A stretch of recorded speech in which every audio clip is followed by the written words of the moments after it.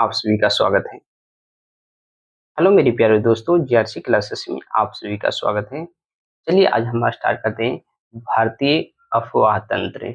Geography का मेरा ये पहला क्लास है, तो चलिए आप लोग इसको सपोर्ट बनाए रखें, ठीक है। तो चलिए, तो अब इसको में सबसे पहले आपको ये समझना है कि अफवाह होता है क्या।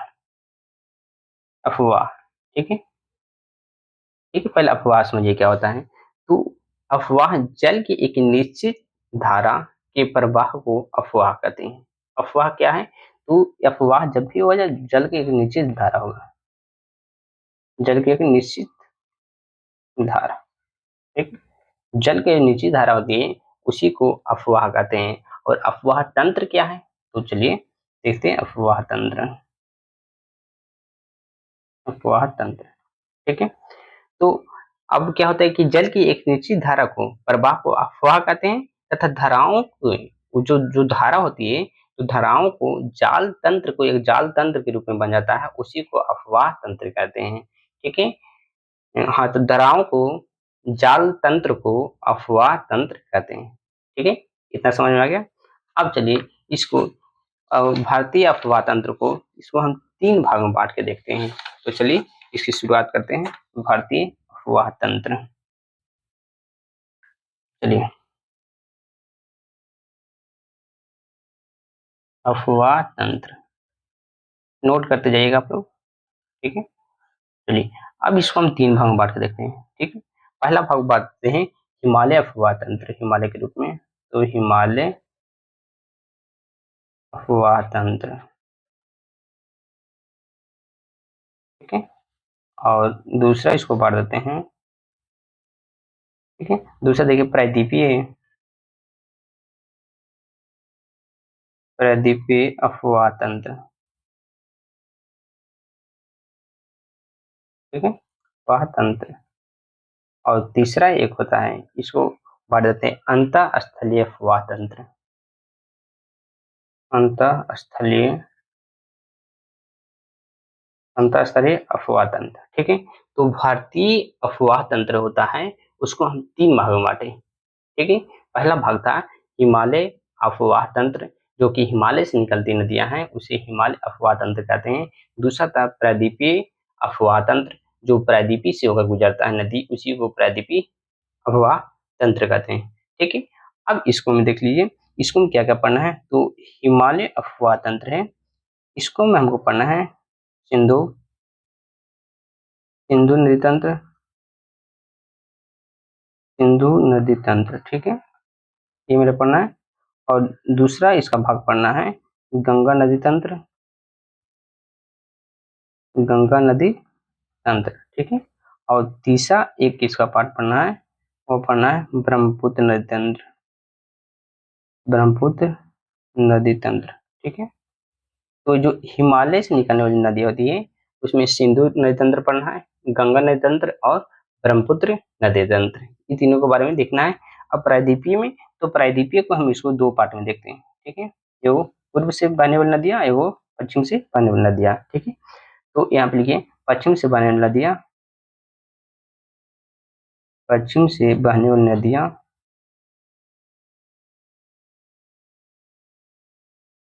ठीक है। और एक है पूर्व से बहने वाली नदियां, पूर्व से बहने वाली नदियां, ठीक है। अब देखिए इतना पहले समझिए कि भारतीय अफवाह तंत्र को हम तीन भाग में बांटे। पहला भाग था हिमालय अफवाह तंत्र, दूसरा था प्रायद्वीपीय अफवाह तंत्र और तीसरा था अंतःस्थलीय प्रवाह तंत्र, ठीक है। अब इसमें देखिए कि जो हिमालय अफवाह तंत्र है, इसको हम तीन पार्ट में अलग अलग देखते हैं, सिंधु नदी तंत्र, गंगा नदी तंत्र और ब्रह्मपुत्र नदी तंत्र, ठीक है। और प्रायद्वीपीय है, तो प्रायद्वीपीय को हम दो भाग में बांटे। पहला था पश्चिम से बहने वाली नदियां और दूसरा था पूर्व से बहने वाली नदियां, ठीक है। अब इसी सभी को हम बारी बारी से देखते हैं, ठीक है। तो चलिए इसको हम शुरुआत करते हैं, आगे इसको देखिएगा, ठीक है। चलिए आप लोग नोट कीजिए इसको, ठीक है, नोट कीजिए, स्क्रीनशॉट ले लीजिए। चलिए हो गया, तो चलिए आगे चलते हैं। अगला पेज लेते हैं। अगला पेज में ये देखते हैं, तो हिमालय विद्युत तंत्र दोनों को अंतर देते हैं। हिमालय तंत्र और प्रायद्वीपीय में अंतर। प्रायद्वीपीय तंत्र में अंतर। अब ये दोनों में हम अंतर देते हैं, क्या दोनों में अंतर है, ठीक है। तो कुछ अंतर लिख लो। तो जो हिमालय तंत्र नदियां होती हैं, अब प्रायद्वीपीय नदी तंत्र होता है, दोनों में अंतर क्या क्या है, तो पहला लिखिएगा इसमें। तो पहले ये समझिए कि हिमालय तंत्र होता है वह जल का स्रोत ग्लेशियर या मानसून होता है। जब भी ये अपना जल आता है या तो ग्लेशियर से, या तो बर्फ पिघलता आएगा, या तो मानसून से होगा, ठीक है। तो लिखिए जल का स्रोत, इसमें जल का स्रोत जो होगा, स्रोत होगा या तो ग्लेशियर से होगा, ग्लेशियर प्लस मानसून, मानसून, ठीक है। ग्लेशियर प्लस मानसून होगा। लेकिन जो प्रायद्वीपीय होता है ये हमेशा किस पर निर्भर रहता है, मानसून पे, ठीक है। मानसून हमेशा ही मानसून पर डिपेंड रहता है। बारिश आया तो इसमें पानी आएगा, बारिश नहीं आया तो इसमें पानी नहीं होगा, ठीक है। और इसे सदा नीरा नदी कहा जाता है, सदा नीरा। इस सदा नीरा हमेशा इसमें पानी रहता है, सदा नीरा नदी होता है। जबकि ये जो होता है ये मानसूनी नदियां होती हैं, मौसमी नदियां होती हैं, मानसूनी या मौसमी नदी, मौसमी, ठीक है, मौसमी नदी, ठीक है। तो कहने का अर्थ हुआ कि सदा नीरा, इसमें सालों भर बारिश, सालों भर इसमें पानी रहता है। जबकि प्रायद्वीपीय नदी ये मानसूनी होता है, जब बरसात आता है इसमें पानी भर जाता है, और जब बरसात खत्म होता है तो इसमें पानी भी खत्म हो जाता है, ठीक है। चलिए इसमें अब तीसरा एक देख लीजिए कि ये हमेशा युवा अवस्था में होते हैं, युवा अवस्था में होते हैं, युवा अवस्था में। लेकिन ये जो होता है वो वृद्धावस्था में होते हैं, वृद्धावस्था में होता है, ठीक है। प्रदीपी नदी होते हैं हमेशा वृद्धावस्था में होता है, ये हमेशा युवा अवस्था में होते हैं, ठीक है। अगर चलिए इसमें जल का आयतन जो होता है अधिक होता है, तो इसमें लिखिए जल का आयतन अधिक होता है, जल का आयतन, जल का आयतन इसमें अधिक होता है, ठीक है। और इसमें देखिए इसमें जल का आयतन कम होता है, जल का आयतन इसमें कम होता है, ठीक है। ये एरो का चिन्ह मतलब बढ़ा हुआ और एरो का चिन्ह मतलब घटा हुआ, ठीक है। तो हिमालय तंत्र और जो प्रायद्वीपीय अफवाह तंत्र होता है, दोनों में अंतर हम पहले देखें कि जल का स्रोत होता है जो हिमालय नदी तंत्र में, जल का स्रोत या तो ग्लेशियर से होता है या तो मानसून से होता है, ठीक है। और ये जो प्रायद्वीपीय नदी तंत्र होता है यह सिर्फ मानसून पर निर्भर रहता है, ठीक। दूसरा देखें कि यह सदनीरा होता है, मतलब कि इसमें सालों भर पानी रहता है। जबकि प्रायद्वीपीय की बात करते हैं तो यह मानसूनी या मौसमी होते हैं। जब बरसात के समय आता है तो इसमें पानी भर जाता है, जब बरसात खत्म होता है तो इसमें पानी भी खत्म हो जाता है। तीसरा देखें कि यह युवा अवस्था में होता है और ये वृद्धावस्था में होता है। जल का आयतन इसमें अधिक होता है, इसमें जल का आयतन कम होता है। और एक और देखिए कि पांचवा है कि यह डेल्टा का निर्माण करता है, क्या मानता है, डेल्टा, डेल्टा का निर्माण करता है, ठीक है। ये डेल्टा का निर्माण करता है, ये डेल्टा का निर्माण करता है प्लस एस्चुरी बनाता है, ठीक है। डेल्टा और प्लस एस्चुरी बनाता है, दोनों का निर्माण करता है, ठीक है, निर्माण करता है, देख लीजिए डेल्टा प्लस एस्चुरी दोनों का निर्माण करता है। तो हिमालय तंत्र और प्रायद्वीपीय तंत्र में अंतर समझ में आ गया। तो हिमालय तंत्र होता है वह डेल्टा का निर्माण करता है, लेकिन प्रायद्वीपीय तंत्र होता है जो डेल्टा और एस्चुरी दोनों का निर्माण करता है, ठीक है, हो गया। अब चलते हैं इससे आगे, लिख लो, चलो। अब हम यहाँ शुरुआत करते हैं कि हिमालय नदी तंत्र में सबसे पहला सिंधु नदी तंत्र है। तो लिखिए सिंधु नदी तंत्र, सिंधु नदी तंत्र, ठीक है। अब सिंधु नदी तंत्र के बारे में हम पूरा देखते हैं कि यहाँ से, चलिए। अब देखिए कि सिंधु नदी को प्राचीन नाम क्या था, जो सिंधु नदी था उसे प्राचीन नाम भी सिंधु नदी ही था। तो देखिए, चलिए, तो लिखिए इसे सिंधु नदी, सिंधु नदी ये था प्राचीनतम नाम, नाम इसमें सिंधु ही था, ठीक है। अब सिंधु नदी है, इसमें 5 नदी आकर मिलता है, झेलम, चिनाब, रावी, ब्यास और सतलज, ठीक है। कौन कौन? झेलम, चिनाब, रावी, ब्यास, सतलज। तो लिखिए ये सिंधु नदी और प्लस में लिखिए पंचनद, इसको बोलते हैं पंचनद। 5 नदी आकर मिलता है, ठीक है। पहला देख लीजिए, पहला नदी है और झेलम मिलता है, झेलम, ठीक है। दूसरा नदी है चिनाब, चिनाब। और तीसरा नदी है रावी। और चौथा है ब्यास। और 5वां नंबर है सतलज, सतलज, ठीक है। इतना नाम था। अब किस तरह से आके मिलता है वो भी बताएंगे। पहले देखिए झेलम, चिनाब, रावी, ब्यास और सतलज, ये 5 नदियां होती है, जाकर किससे मिलता है? सिंधु से मिलता है, ठीक है। अब इसको हम पहले देखते हैं इसका प्राचीन नाम। तो थोड़ा सा इसको अगला हम पेज में लेना चाहते हैं। चलिए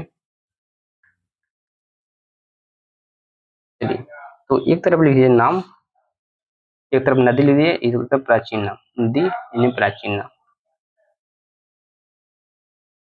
प्राचीन नाम, ठीक है। पहला सिंधु, सिंधु को बोला जाता था, सिंधु ही बोला जाता है, ठीक है। सिंधु की सिंधु, ठीक है। पहला मेरा। दूसरा में देखिए, दूसरा हम लेते हैं झेलम था। तो झेलम, झेलम नदी बोला जाता है, वितस्ता नदी बोला जाता है, वितस्ता नदी, ठीक है। वितस्ता नदी बोला जाता है झेलम को, ठीक है। तीसरा में चिनाब, चिनाब को बोला जाता है अश्विनी, चिनाब को बोला जाता है अश्विनी, अश्विनी, ठीक है। और अगला में है रावी, रावी को बोला जाता है परुशनी, ठीक है। रावी के पुरुषनी, पुरुषनी बोला जाता है, ठीक है। और आगे चलें ब्यास, ब्यास बोला जाता है बिपाशा, ब्यास को बिपाशा, ठीक है। और एक नदी और बच गया है सतलज, सतलज बोला जाता है शतुद्री, शतुद्री, ठीक है। ये नदी था। अब देखिए इसको हम फिर से देखते हैं। सिंधु को सिंधु नदी बोला जाता था। और झेलम था, झेलम कौन सा? वितस्ता नदी बोला जाता है झेलम को। तो ये लोग याद रखिएगा, यहाँ से प्राचीन नाम पता है कि झेलम का प्राचीन नाम क्या था, तो वितस्ता नाम था। चिनाब की बात करते हैं, चिनाब का जो प्राचीन नाम था उसको अस्किनी नाम था। रावी, रावी को पुरुषनी बोला जाता था। ब्यास, ब्यास को बिपाशा बोला जाता था। और जो सतलज था उसको चतुद्री बोला जाता था, ठीक है। अब चलिए, अब देखते हैं इसको कहाँ कहाँ से मिलता है जो। तो चलिए आगे चलते हैं इससे आगे, ठीक है। अब देखिए जैसे मान लेते हैं ये भारत का मैप है, ठीक है। लगभग में ये मान लीजिए भारत का मैप है, ठीक है। तो यहाँ पे इस क्षेत्र में मानसरोवर झील पड़ता है, ठीक है। क्या? मानसरोवर झील, मानसरोवर झील यहाँ पड़ता है, ठीक है। यहाँ से निकलता है कौन सा? सिंधु नदी निकलता है, ठीक है। और सिंधु नदी यहाँ से निकलता है, यहाँ से जाते हुए यहाँ से जाता हुआ सिंधु नदी इस क्षेत्र से ये जाकर कहाँ चला जाता है? पाकिस्तान के मिठानकोट में जाकर के फिर मिल जाता है अरब सागर में, जाकर गिर जाता है, ठीक है। ये अरब सागर वाला एरिया है, तो अरब सागर में जाके ये गिर जाता है, ठीक है। अब देखिए ये जो पाकिस्तान बोला जाता है, यहाँ पे आता है मिठानकोट, मिठानकोट, ठीक है। ये पड़ता कहाँ पे? पाकिस्तान में पड़ता, ठीक है, मिठानकोट। और यहाँ पे डेल्टा का भी निर्माण करता है, यहाँ पे डेल्टा इन्होंने बनाता है, डेल्टा। ये कौन सी नदी है? सिंधु नदी है, ठीक है, सिंधु नदी। अब देखिए सिंधु नदी यहाँ से अब जब भी प्रवेश करता है तो सबसे पहले यहाँ पे प्रवेश करता है, देखिएगा एक मिनट। इस क्षेत्र में सबसे पहले प्रवेश करता है। और इस क्षेत्र का नाम इसका नाम है, इसका नाम याद रखें, दमचक, दमचौक, ये जगह का नाम है, ठीक है। तो सिंधु नदी भारत में जब भी प्रवेश करता है तो दमचौक से ही प्रवेश करता है, ठीक है। तो कहाँ से? दमचौक से प्रवेश करता है। मानसरोवर राकस, राकस झील से निकलता है, राकस झील भी लिख लीजिए यहाँ पे, राकस झील, राकस झील, ठीक है। तो जब भी भारत प्रवेश करता है कहाँ? दमचौक से भारत में ये प्रवेश करता है, ठीक है। अब इससे आगे चलते हैं। तो लेह होते हुए यहाँ पे लेह, लेह लद्दाख होते हुए ये पाकिस्तान के एक यहाँ पे जगह है, यहाँ पे चिल्लासा, याद रखिएगा, चिल्लासा,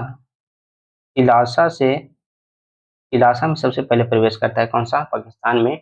पाकिस्तान के सबसे पहले जगह था चिलासा, वहां प्रवेश करता है सिंधु नदी। ठीक है, भारत में प्रवेश करता है, वहां का नाम था दमचौक नाम है, जबकि चिलासा है जो पाकिस्तान में पड़ता है। ठीक है, सबसे पहले प्रवेश करता है चिलासा जगह पे, प्रवेश करता है सिंधु नदी पाकिस्तान में। ठीक है, और उसे होते हुए कहा मिठानकोट पाकिस्तान से, वहां पे डेल्टा अरब सागर में जाके यह गिर जाता है। ठीक है, अब यहाँ पे देखिए कि एक नदी यहाँ से निकलता है और इसी नदी में आगे सब मिलता चला जाता है।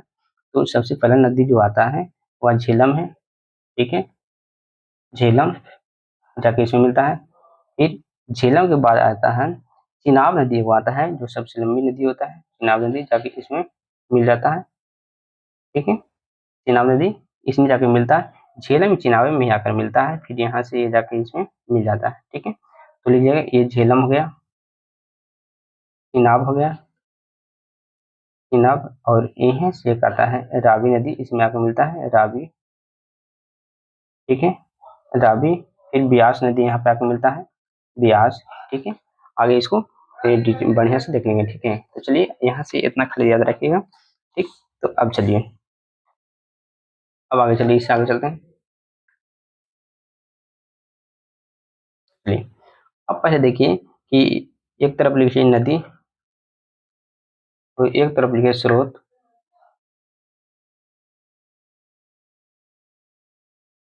स्रोत, और एक तरफ लिख लीजिए उत्पत्ति स्थान,